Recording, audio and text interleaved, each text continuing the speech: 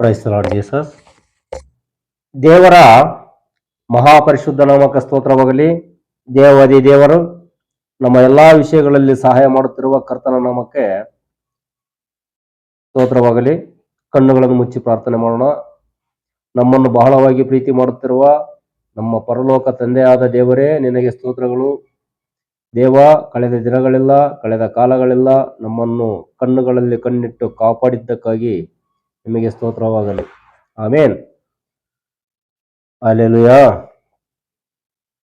ಹಳೆಯ ಒಡಂಬಡಿಕೆಯಲ್ಲಿ ಜನರು ಪರಿಶುದ್ಧವಾಗಿರಲು, ನೀತಿವಂತರಾಗಿರಲು ತಮ್ಮ ಬಲದಿಂದ ಪ್ರಯತ್ನಿಸುತ್ತಿದ್ದರು.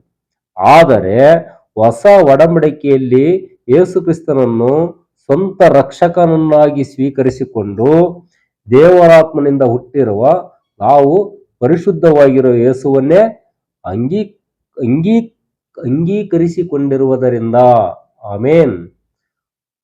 ದೇವರಾತ್ಮನಿಂದ ಹುಟ್ಟಿರುವ ನಾವು ಪರಿಶುದ್ಧವಾಗಿರುವ ಯೇಸುವನ್ನೇ ಅಂಗೀಕರಿಸಿಕೊಂಡಿರುವುದರಿಂದ ಯೇಸುವಿನ ಪರಿಶುದ್ಧತೆಯ ಮೂಲಕ ನಾವು ಪರಿಶುದ್ಧರು, ನಾವು ನೀತಿವಂತರು, ಪರಿಶುದ್ಧರು ಆಗಿದ್ದೇವೆ.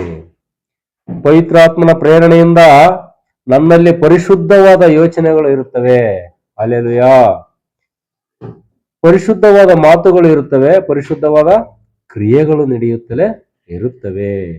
ನಾವು ವಾಕ್ಯವನ್ನು ಕೇಳುವಾಗ ಸತ್ಯವನ್ನೇ ಕೇಳುತ್ತೇವೆ. ಆಗ ವಾಕ್ಯವೆಂಬ ಸತ್ಯದ ಆತ್ಮ ನಂಬಿಕೆ ಎಂಬ ಗರ್ಭದಲ್ಲಿ ಒಂದಾಗಿರುತ್ತದೆ. ವಾಕ್ಯವೆಂಬ ಯೇಸು ಮತ್ತು ನಂಬಿಕೆ ಒಂದಾದಾಗ ಹೃದಯದಲ್ಲಿ ಯೇಸುವೆ ತುಂಬಿರುವುದರಿಂದ ನಮ್ಮ ಬಾಯಿಯಿಂದ ಅರಿಕೆ ಮಾಡುವ ಮಾತುಗಳು ಅಭಿಷೇಕ ಮಾಡಲ್ಪಟ್ಟಂತ ಮಾತುಗಳಾಗಿರುತ್ತವೆ. ಆಮೇನ್. ನೋಡಿ, ನಮ್ಮ ಹೃದಯದಲ್ಲಿ ಕರ್ತನಿರುವುದರಿಂದ ಕರ್ತನೇ ನಮ್ಮ ಹೃದಯದಲ್ಲಿ ತುಂಬಿರೋದ್ರಿಂದ ನಮ್ಮ ಬಾಯಿಂದ ಅರಿಕೆ ಮಾಡುವ ಮಾತುಗಳು ಅಭಿಷೇಕ ಮಾಡಲ್ಪಟ್ಟಿರ್ತಕ್ಕಂಥ ಮಾತುಗಳಾಗಿರ್ತವೆ.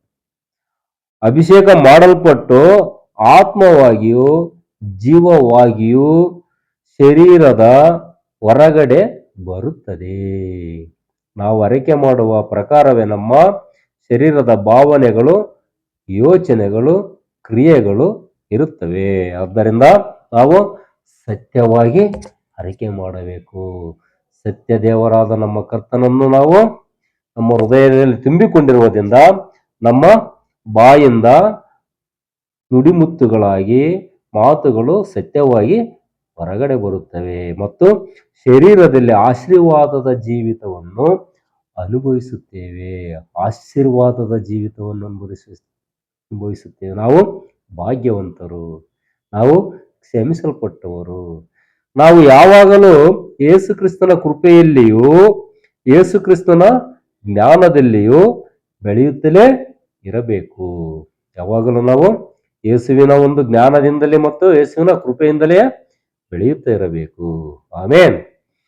ನಮ್ಮಲ್ಲಿ ವಾಕ್ಯ ಹೆಚ್ಚಾಗುತ್ತಲೇ ಇರಬೇಕು. ಆಗ ನಮ್ಮ ಶರೀರದಲ್ಲಿ ಇನ್ನೂ ಹೆಚ್ಚಾಗಿ ವಾಕ್ಯಗಳು ಮಾಂಸವಾಗಿ ಪ್ರಕಟವಾಗುತ್ತವೆ. ಆಮೇನ್. ಆಗ ನಮ್ಮ ಶರೀರದ ಆಶೀರ್ವಾದ, ಆರೋಗ್ಯ, ಐಶ್ವರ್ಯ ಹೆಚ್ಚಾಗುತ್ತದೆ. ವಾಕ್ಯದ ಪ್ರೇರಣೆಯಿಂದ ದೇವರನ್ನು ಘನಪಡಿಸುವಾಗ ದೇವರ ಮನೆಯಲ್ಲಿ ಆತ್ಮದ ಆಹಾರ ಉಂಟಾಗುತ್ತದೆ.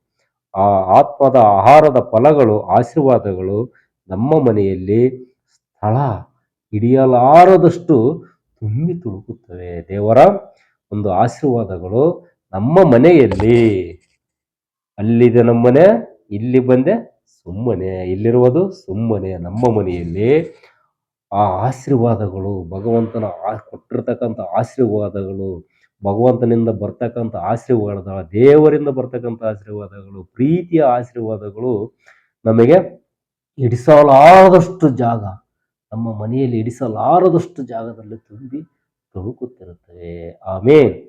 Hallelujah, hallelujah, hallelujah.